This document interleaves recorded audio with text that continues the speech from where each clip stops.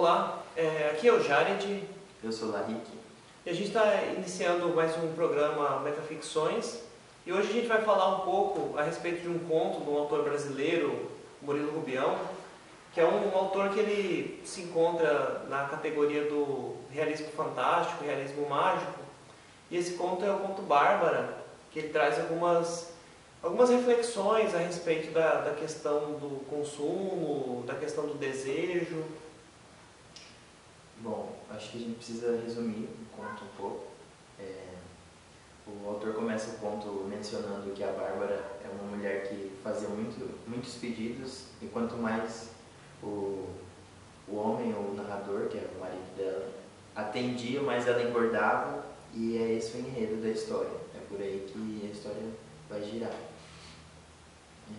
E essa questão dos desejos que a Bárbara tem e são atendidos, fica muito claro que essa questão do desejo é uma representação de alguma coisa insaciável. A Bárbara ela nunca está satisfeita e ela apresenta um crescente de pedidos assim, de pedidos irrelevantes até pedidos assim muito absurdos.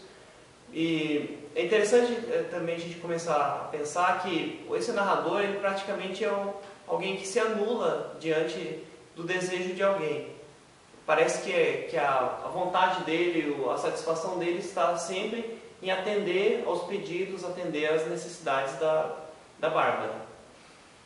E ao mesmo tempo que ele se incomoda, ele inclusive deseja que a Bárbara continue fazendo pedidos para que ele possa ser aquela pessoa capaz de atender esses pedidos. Por exemplo, tem um momento da história que ela pede um pé de baobá, que está no quintal do vizinho. Ele vai lá de noite, pula o muro, quebra um galho de baobá e traz.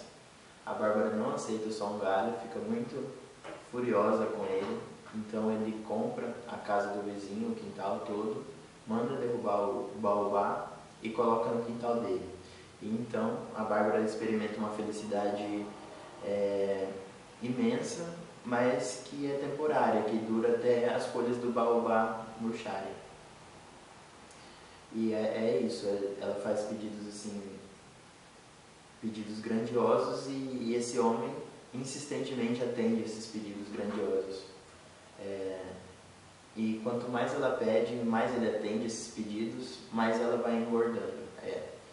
Por exemplo, tem um momento que ela pede para ele o mar, e ele, sem pensar duas vezes, embarca e vai para uma viagem no litoral. Chegando lá, ele acha que o mar é grande demais e que pode ser que a Bárbara engordasse demais se ele atendesse esse desejo.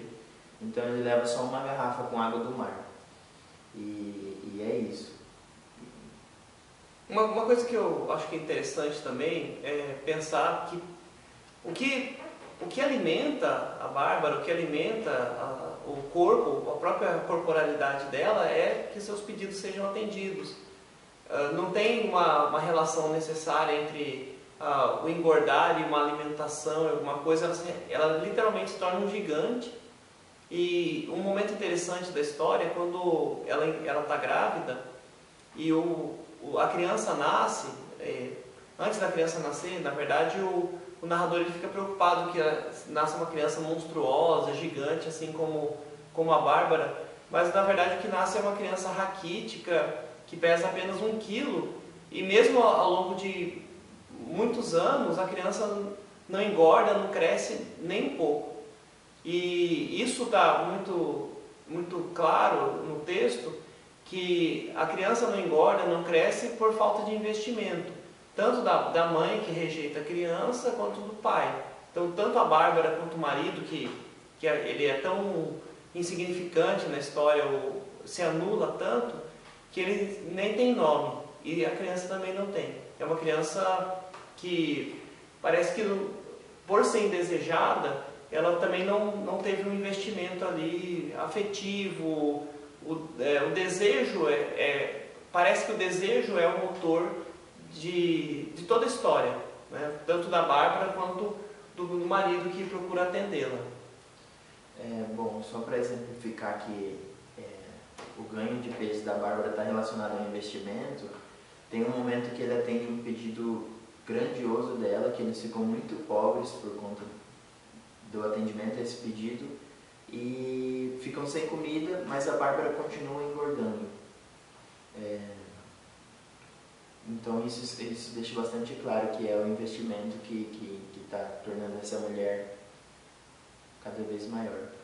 A gente pensou também um pouco na questão do aspecto psicológico, psicanalítico dessa história, e uma das conclusões que a gente chega é que esse sujeito, né, ele não tem um desejo, o desejo dele está todo endereçado à Bárbara, mas o que mostra para a gente um pouco é da questão da incompletude.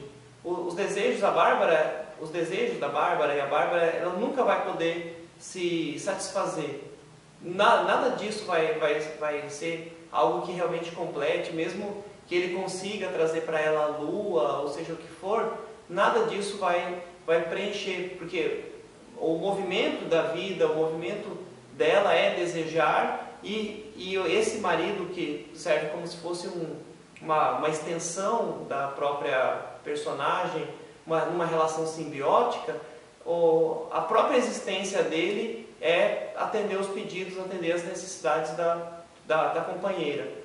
A gente chegou até a pensar a possibilidade de que se aquele relacionamento acabasse, não tivesse mais ninguém para poder endereçar ali esse serviço, a identidade dele praticamente não existiria mais, ele deixaria de existir, porque essa é a razão da própria existência desse sujeito.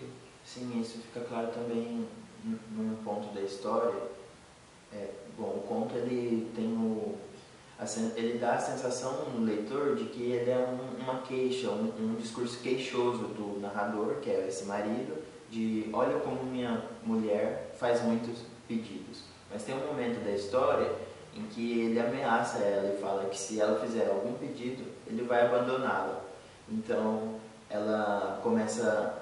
os pedidos dela cessam por um tempo, ela entra num estado assim de muita tristeza e começa a aparentar estar doente, e ele não aguenta essa situação, chega perto dela e fala, por favor, me faça um pedido. Então isso faz pensar até que ponto ele não está enroscado também nessa dinâmica de ela pede, eu atendo, e enfim, isso em alguma medida ele tira algum prazer dessa situação. Bom, pessoal, é isso. Vamos deixar o nosso e-mail, nosso contato aqui na tela, se vocês quiserem trazer alguma sugestão, comentar alguma coisa do nosso vídeo. A gente está encerrando então o nosso programa do Metaficções. Até mais. Até a próxima. Até a próxima.